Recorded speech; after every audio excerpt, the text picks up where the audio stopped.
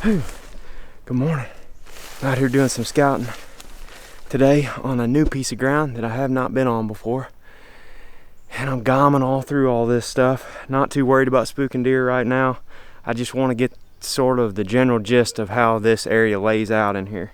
And on today's video, I'll show you what I find. I'm also going to go over my gear setup for summer scouting. I've got a backpack back there with all kinds of goodies in it, so I'll get into that in a bit. But first thing I'm going to do is go to the thickest area on this property, which is about a mile walk back in here, and see if I can find some deer sign. Yeah, there's a scrape right there.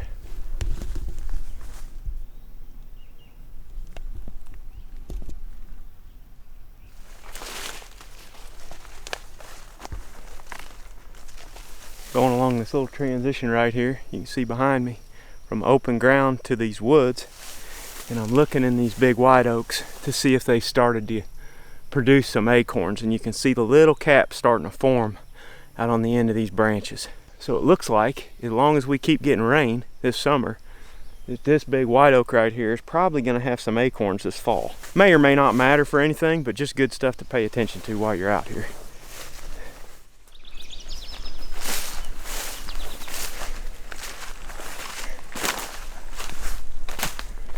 Here we go.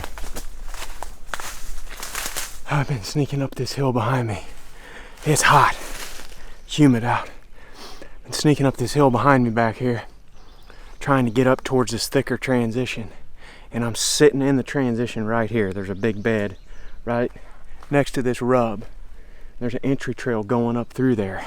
Got more open woods back here behind me, and the thick stuff right here. And these deer will bed right here on that line, or just inside in the thick stuff where they can escape and bound back in there. This is where bucks like to hang out. I'm gonna mark this spot on a map, try to figure out how in the heck I'm gonna get in and out of here. This is definitely a good spot though. I'm about a mile from the car. On a map, this doesn't look very thick. This is way thicker than I thought it was gonna be. That's why you gotta get out here and scout, guys. Oh, man, there's rubs all over the place in here.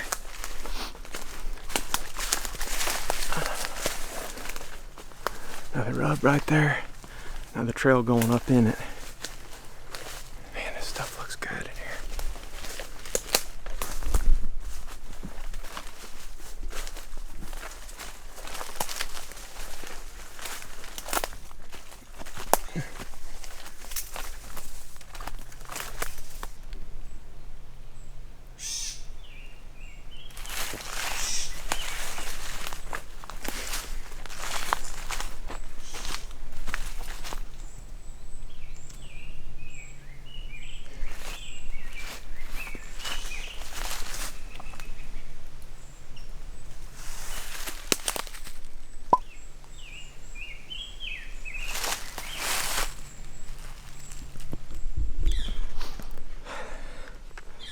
This Grand Central Station in here, a lot of buck bedding right here on the point of this little ridge. You can see behind me is all that thick crap that I just walked through, and I popped out right along the edge of the transition here where the thick meets the open portion of the woods.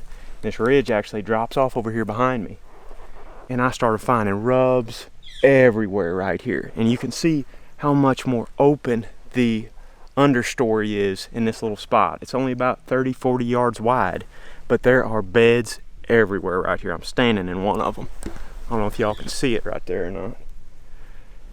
Here's another one right over here. Oh man, there's a turkey feather. Yep, big rub right here, old rub, and a huge dirt bed right there. Bucks are spending a bunch of time right here in this spot in the fall, probably all year to be honest. Man, you can just see how open it is right in here behind me. That stuff up on top was super thick. I didn't find a ton of beds in there, didn't find a ton of sign in there really, just some trails going through it. Deer don't like bedding in the middle of all that thick stuff. They want to be on the edge of it. This is a perfect example of it. They'll bed right here along the edge of it with the wind coming out of the thick stuff, watching behind them down here. And if we're going to set up on these deer that are bedded in this spot, we got to try to get within 150 yards of this spot, get set up without being detected, which is usually difficult. because any bucks that are bedded up here on this knob this fall, it ain't gonna be this thick, obviously, because a lot of the leaves will be falling off. They'll be able to see us coming from a ways. I know we've talked about that a lot, but this is another classic example of it. And this is why you get out and scout. You can only do so much with the map. You got to get out here, put boots on the ground, and find these areas, especially in new areas that you're unfamiliar with. One day of walking around scouting in here will save you a bunch of time. And we get asked all the time too, will coming in here and scouting this time of year hurt my chances this fall?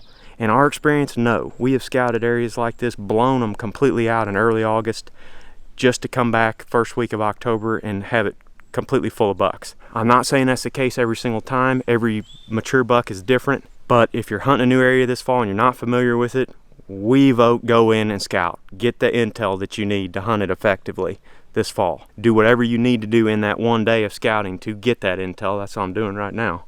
That's why I'm sweating my butt off, because I'm trying to cover as much of this as possible in one day.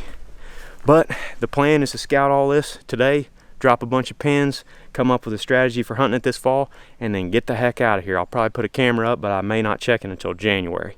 That's the key. If you're going to intrude into these bedding areas, you got one chance. Come in here, get your intel, and then get the heck out and give the deer their space. Man, there's a good trail right there. Another big bed right here. Look at this. Bed, rub. I don't know if you guys can see this big trail right here behind me. There's another patch of thick cover up here on the hill.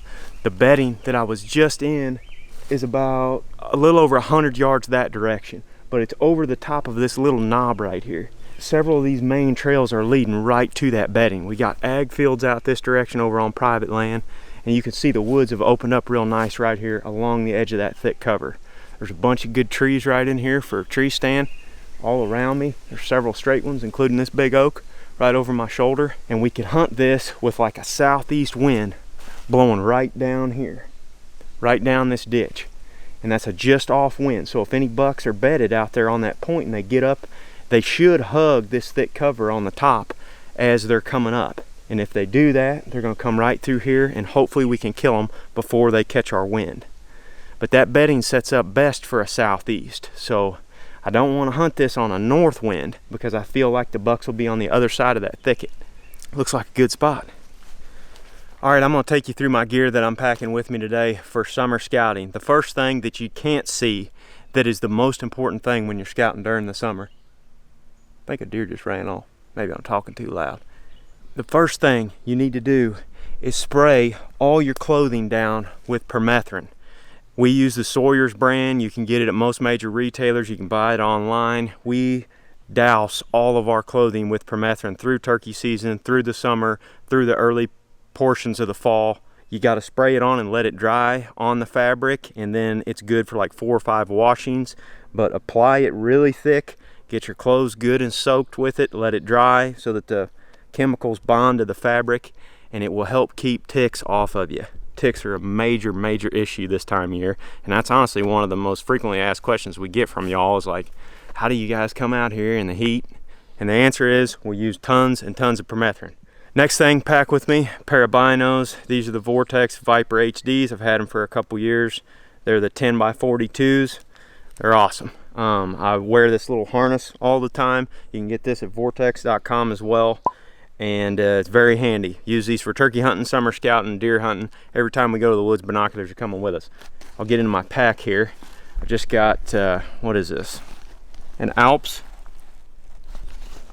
I think this is an Alps backpack. Whatever, I mean, just pick a backpack, doesn't really matter. And I honestly don't have much in this pack. I got a climbing stick right here, which is what I use to get up in a tree and hang my trail camera with. I like to get my cameras 8 to 10 feet off the ground. That seems to prevent theft. So I'll pack one climbing stick along with me. I have a padlock in there to lock the front of the camera housing. I'll just pull the camera out and show you. There's a little, on this Exodus lift too, there's a little hole for a lock right there that keeps people from getting in and stealing your SD card or messing with your settings on your camera. So I brought a little padlock for that. And then I've got a bicycle lock, little cable lock that I bought at the hardware store. Little Python locks work really well for locking the camera to the tree. And that's pretty much it for the trail camera setup.